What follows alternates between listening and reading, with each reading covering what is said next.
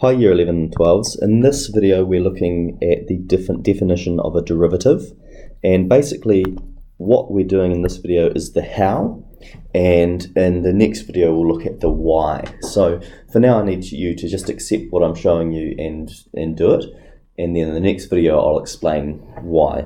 Okay, so we have this rule for differentiating, and it simply states that if you have x to some power, then in order to differentiate it, which we denote by putting a little dash between the f and the x in function notation, then we take 1 off the power and we times the front by the old power. So we'll quickly go through these examples below.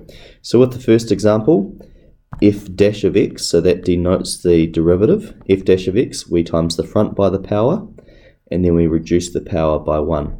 So 4x becomes, x to the 4 becomes 4x to the power of 3.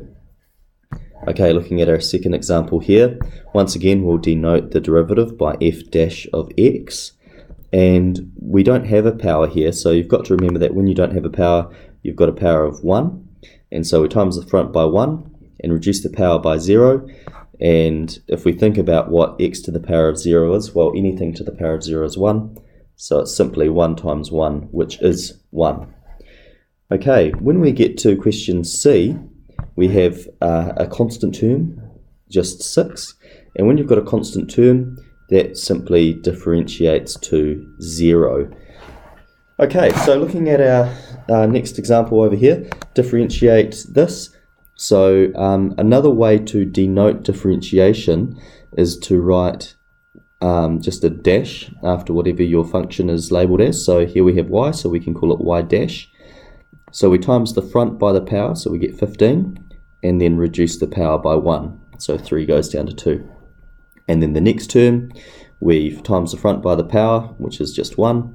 The power goes down to 0, x to the power of 0 is 1. So that's it, that's our finished answer. So you can see it's quite a straightforward mechanical process, and that's why I wanted you to learn this first before we talk about why that happens.